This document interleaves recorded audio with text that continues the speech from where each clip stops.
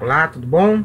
Espero que todos estejam bem em casa, estejam se dedicando aos estudos, estejam se dedicando a aprender um pouco mais sobre a história.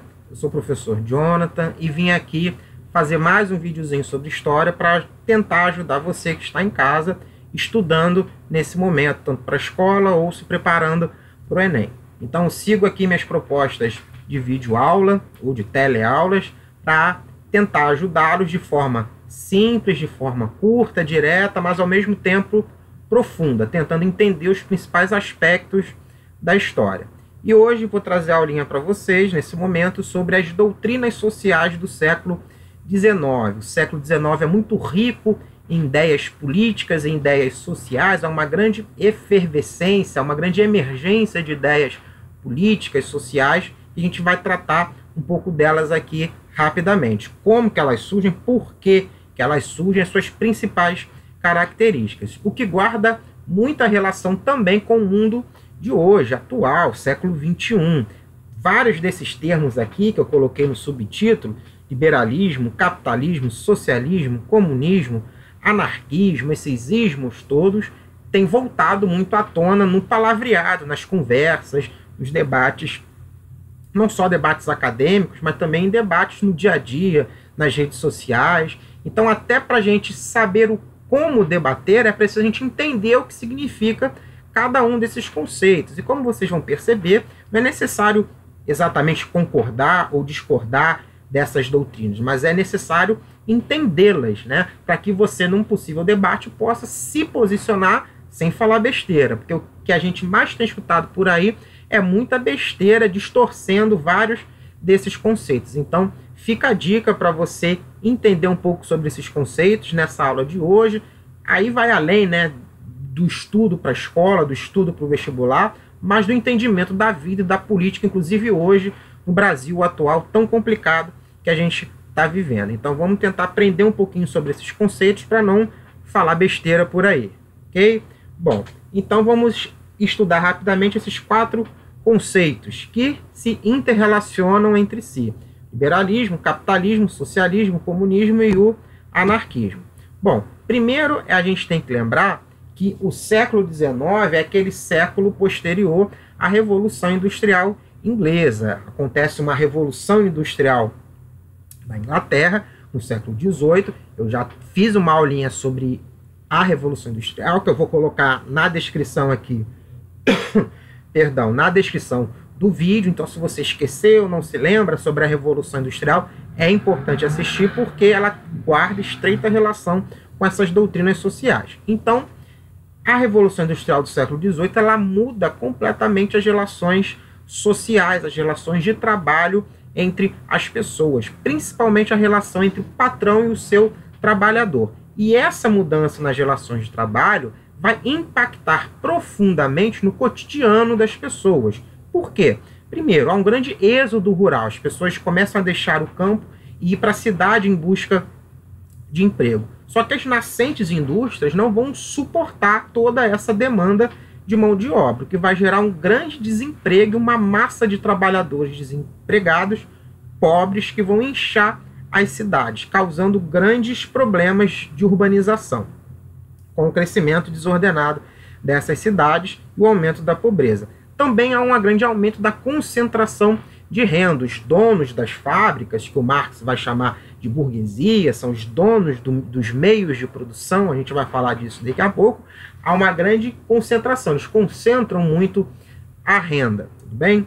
Há também uma precarização do trabalho e da mão de obra, ou seja, trabalhar numa fábrica, numa indústria no século XVIII, no século XIX e até o início do século XX era uma condição péssima, horrível. Não que hoje seja excelente, mas hoje nós temos alguns direitos, temos algumas garantias, tem leis que protegem o trabalhador, mas inclusive o estudo desse momento aqui da história serve para a gente perceber que os direitos que os trabalhadores têm hoje nem sempre tiveram. E se hoje nós temos esses direitos, é porque ele foi fruto de muita luta, de muito trabalho, de muito sangue, de muito suor desses antigos trabalhadores que protestaram, lutaram, muitos morreram para que hoje nós tivéssemos uma condição de trabalho um pouquinho melhor.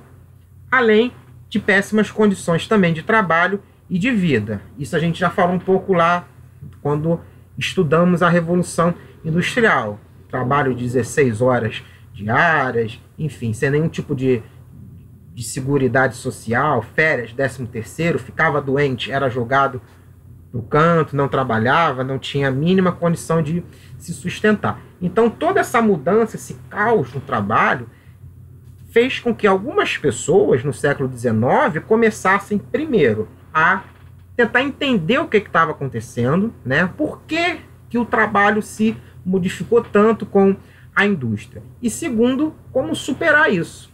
O que fazer, como fazer para que essa condição do trabalhador seja superada. Então é aí que vai surgir algumas dessas doutrinas sociais do século XIX. Primeiro, repetindo, tentando entender qual era aquela sociedade em que eles estavam vivendo, fruto da Revolução Industrial, e o que fazer para superá-la, para mudar.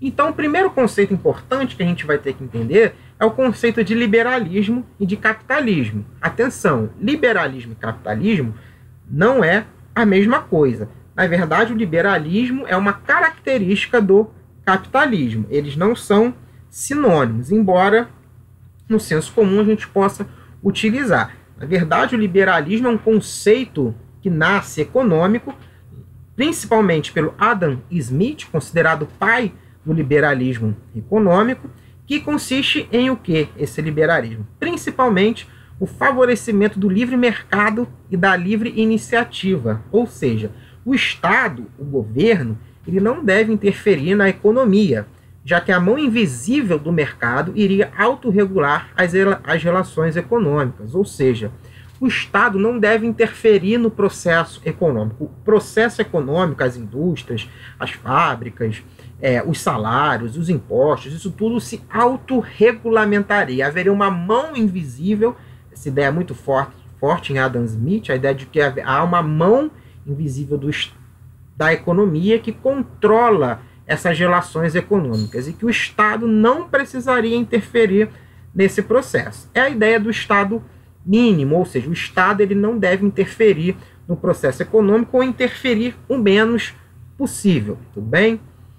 Esse liberalismo, portanto, essa ideia de um Estado mínimo e de que o Estado ele se autorregula é a base do surgimento da sociedade capitalista no século XVIII. Capitalismo que surge enquanto tal, principalmente a partir do século XVIII. O que a gente tem antes do século XVIII, segundo Marx e outros teóricos, são sociedades pré-capitalistas, que estão ainda em caminho de se tornar capitalista. E a base da sociedade capitalista é justamente o liberalismo, é o capital, ou seja, dinheiro, é o lucro e a acumulação de riquezas. E principalmente, essa é uma característica fundamental do sistema capitalista, que é a defesa da propriedade privada. Inclusive é vista pelos capitalistas como um direito natural. Assim como o ser humano tem direito à vida, tem direito à liberdade, ele também tem direito à propriedade. Para ele, isso é um direito natural. Como a gente vai ver, outros teóricos não concordam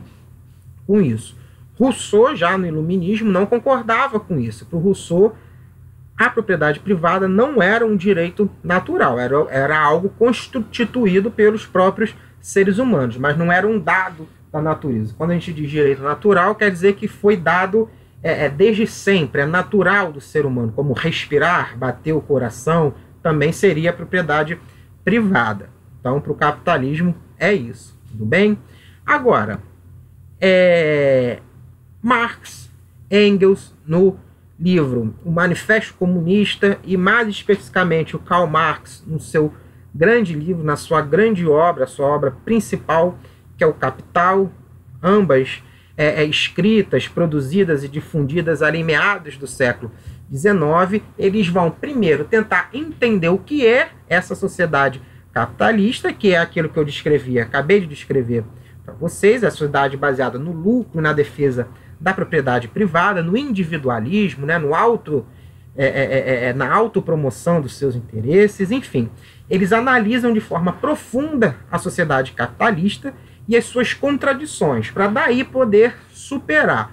Para o Marx, inclusive, a partir do momento em que o povo que ele vai chamar de proletariado, que são os trabalhadores, tomassem consciência da sua condição, eles se rebelariam automaticamente contra esse sistema. Por quê? Porque para Marx, aí tentando entender a teoria marxista como um todo, há apenas duas classes, o proletariado e a burguesia. O proletariado são os donos, ou melhor, a burguesia são os donos dos meios de produção, ou seja, eles possuem o necessário para a produção.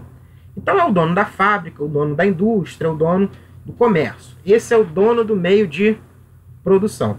Do outro lado, você tem o proletariado. O proletariado, ele não tem meios para produzir, ele só tem a sua mão de obra, ele só tem o seu tempo para a produção.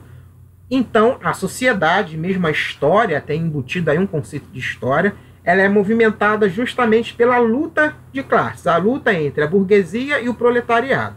A burguesia querendo suprimir, querendo explorar o proletariado, e o proletariado tentando sobreviver, tentando conquistar melhores condições de trabalho. Então toda a sociedade, para o Marx, se movimentaria a partir dessa tensão entre essas duas classes, a burguesia e o proletariado.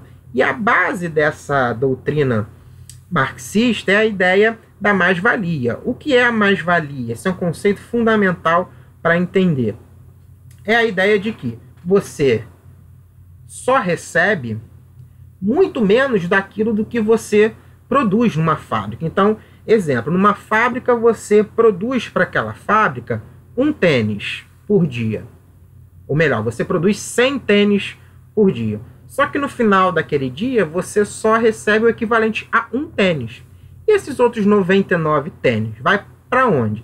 Esses 99 tênis ficam com o patrão, com o burguês, com o dono do meio de produção.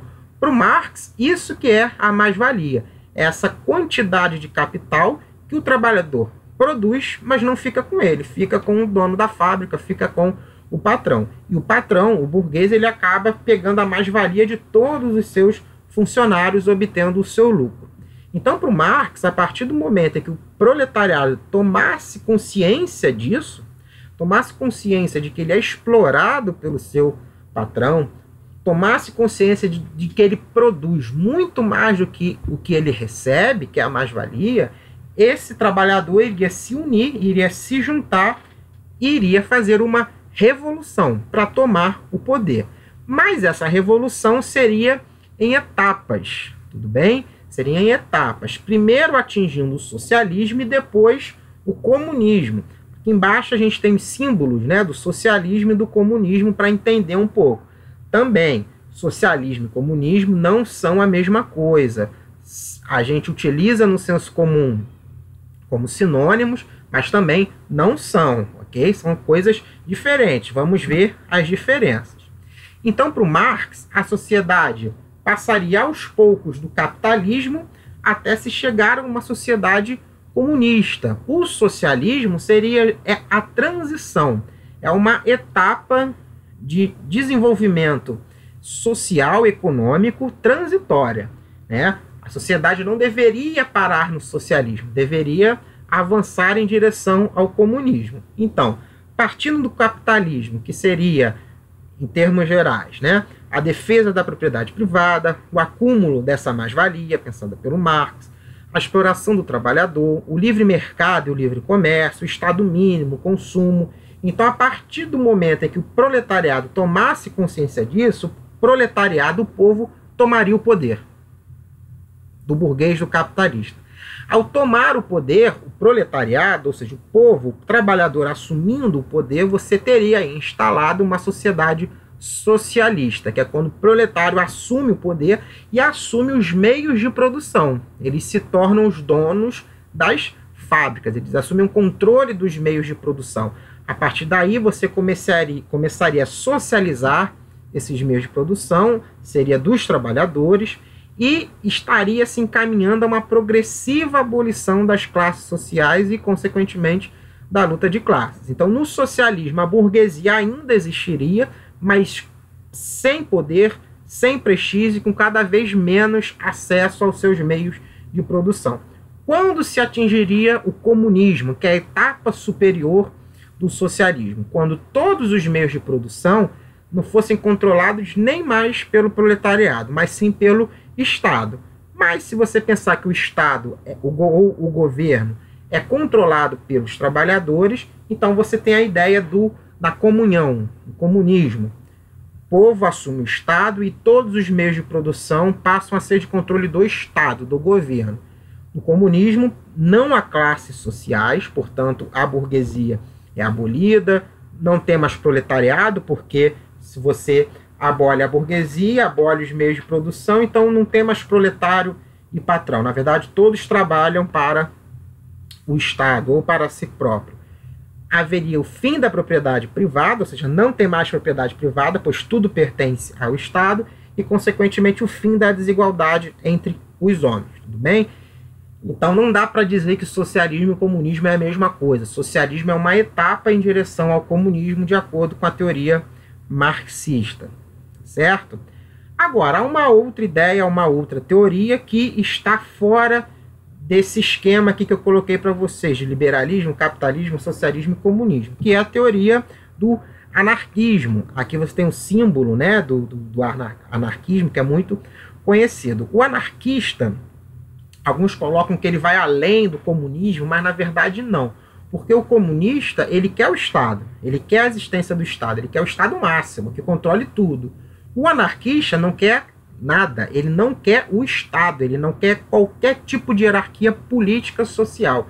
Ele é contra a existência do Estado, de hierarquias como a família, a igreja, partidos políticos. Justamente anarquia significa ausência de Estado, ausência de poder. Então o anarquista ele vai contra qualquer tipo de organização política, bem? A ausência de qualquer tipo de poder e de controle sobre a vida das pessoas, porque eles partem da ideia de que o Estado é nocivo e não pertence à natureza humana, portanto deve ser abolido em todas as suas formas. Então esse movimento anarquista, que surge lá também em meados do século XIX, tem seus adeptos até hoje, um grande grupo anarquista no mundo hoje, são chamados Black Blocs, né, que atuam às vezes em algumas manifestações, enfim, é um movimento que muito importante, que é interessante entender também para a gente não falar besteira por aí, você concordando ou não, mas você tem que entender para até poder discutir. Então o anarquista prega essa ausência absoluta de qualquer tipo de controle por parte do Estado ou qualquer instituição política, como Estado, família, igrejas, partidos políticos. Tudo bem? Bom, espero que tenha ajudado a entender. Não se esqueçam de se inscrever no canal, compartilhar, curtir essa aulinha. Espero que tenha ajudado nos estudos de vocês aí em casa. Ok? Bom, tudo de bom. Se cuidem. Grande abraço.